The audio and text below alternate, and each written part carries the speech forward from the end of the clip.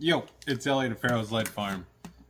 So I'm gonna do just a kind of how-to video today, which I know that it's gonna violate some YouTube policies if I do some gunsmithing slash modifying firearms. So let's pretend like we're not gonna do that, and maybe let's go back to pretend land where all 15 people that are gonna watch this video can go a week without reporting it. That would be kind of fun. So there's other things to worry about here. But anyway, I got in some of these Colt 6920 uppers, and they come just like this. They have a little Maytech backup iron sight, 16-inch barrels with this low pro kind of shaved down, pinned in gas block. But yeah, no handguard or anything like that as they come out. So what I'm going to do is we're going to put, here's how they come.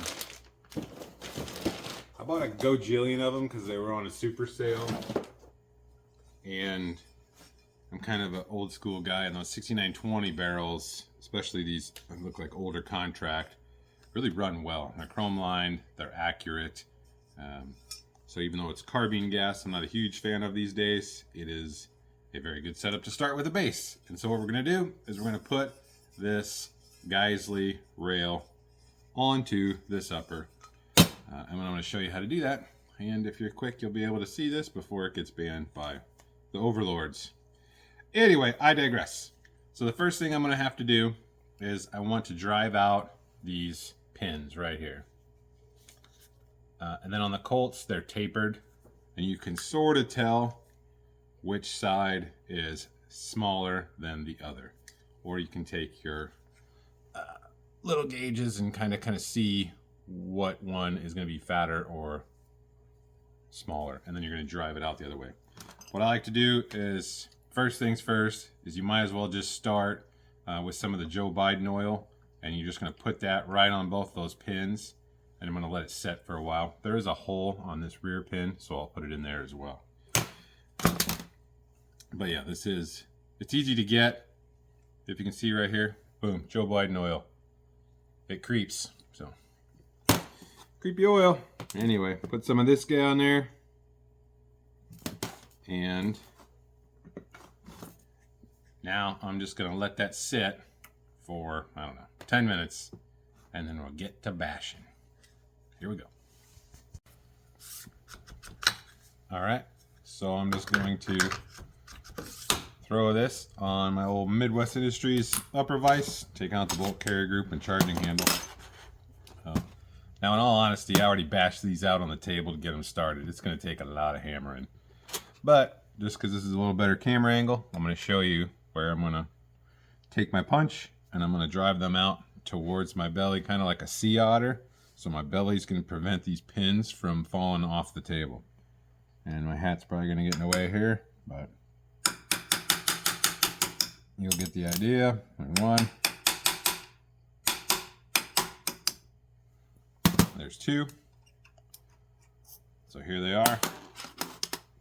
And once again, the big fat belly has come in handy.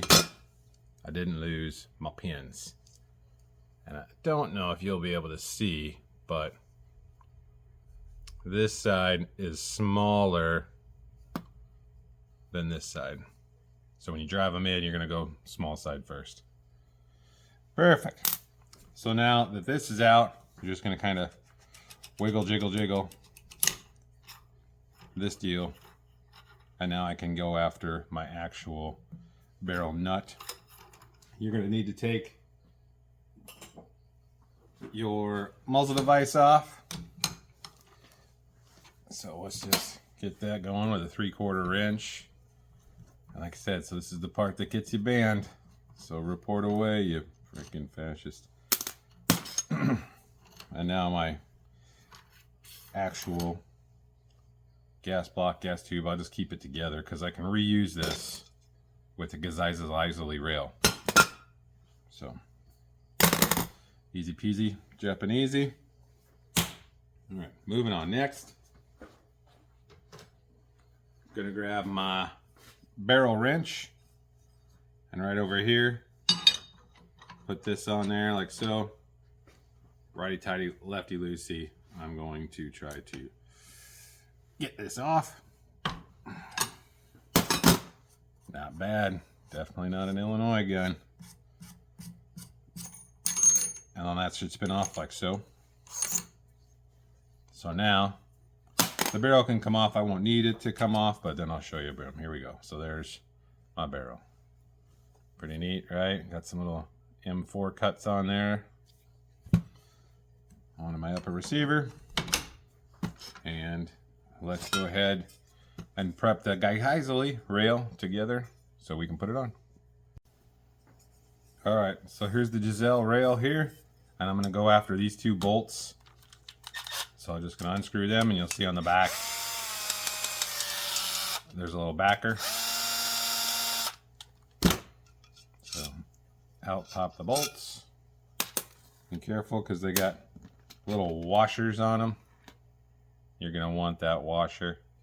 This one stayed in there, this one didn't, so it's okay.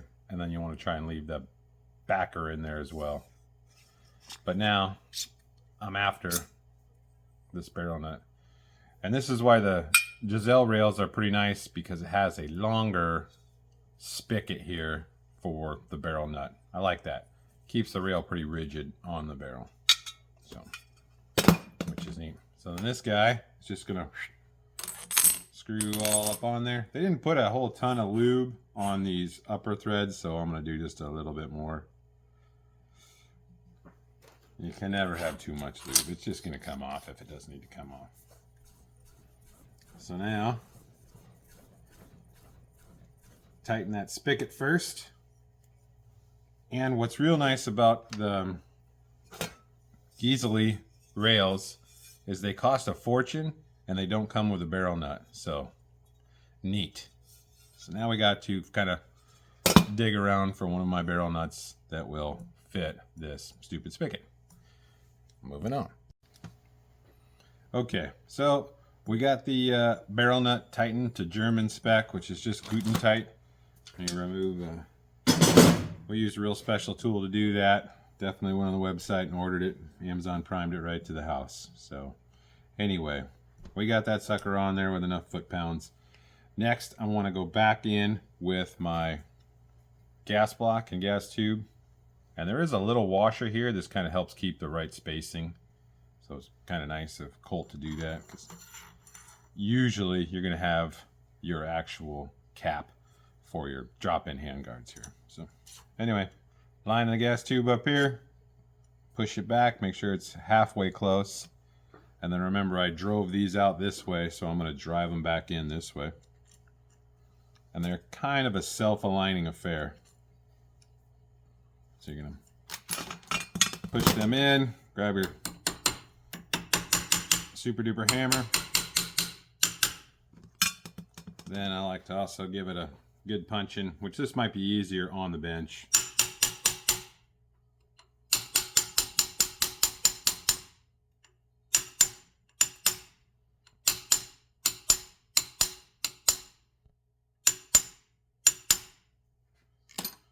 So yeah, we'll probably set it on the bench to really give them some good smashings, but that sucker's on there. Now we can go on with the rail. There we go. Violating every YouTube policy, and that rail is on. All right, but now we have to tighten up our little bolts, which, remember, one I had a washer, one didn't have a washer. So let's just spin this around so you can kind of see, hopefully. I don't know if maybe you can get right in on here. So there you go. So that one has a washer. This one doesn't have a washer. Do this appropriately. And now I'm just going to kind of smash these in there and drive them home. These suckers are going to go all the way in whether they want to or not. Just like sex with Bill Cosby. It's happening. Whether you want it or not. How is that guy doing? He's still around? Probably. Get out of prison quick for that. I have a barrel that's 1 inch too short, and now my dogs and my family's dying. It's freaking ridiculous. All right, so we're going to torque these down to spec, and then there's also these little tiny set screws here, and here, which then come into the upper receiver. This just kind of helps a little bit of anti-rotation. So yeah, let me drive those in a little bit harder, and we'll move on.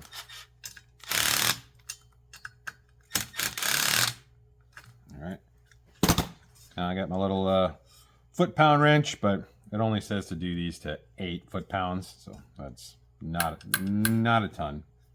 And now we'll screw these guys in,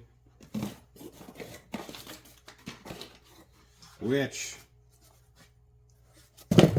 thank you, Mr. Will Geissele, for including Allen wrenches. I mean, it would have been cool if the old Geissele rail came with a barrel nut, but that's too much. I mean, what's a barrel nut cost these days, you know? Are they thousands of dollars? They're probably thousands of dollars. That makes sense. Got to save it where you can. Smart. They're like the Apple of the rail industry. Fire phone and get sucked using our damn updates all day. Okay, so there you go. Rail installed. Put a charging handle back in. Bolt carrier group.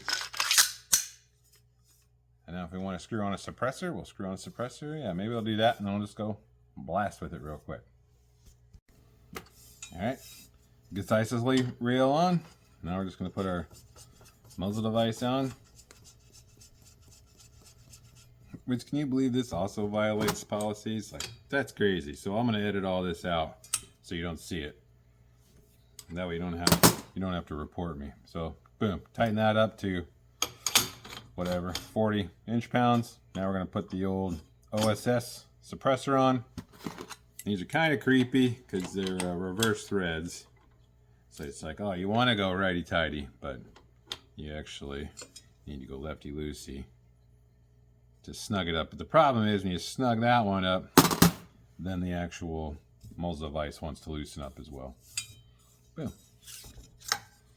There we go.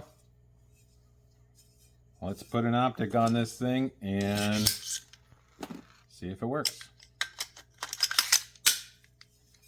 Ta-da!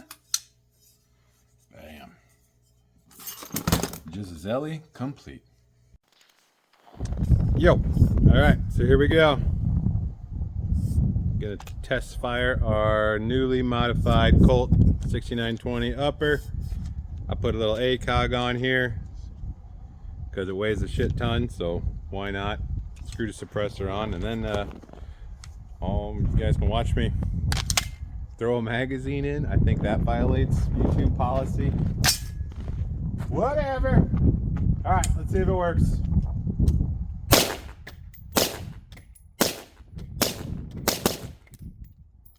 Yeah, I mean, goes bang. Kind of a kitten for recoil with the OSS suppressor on.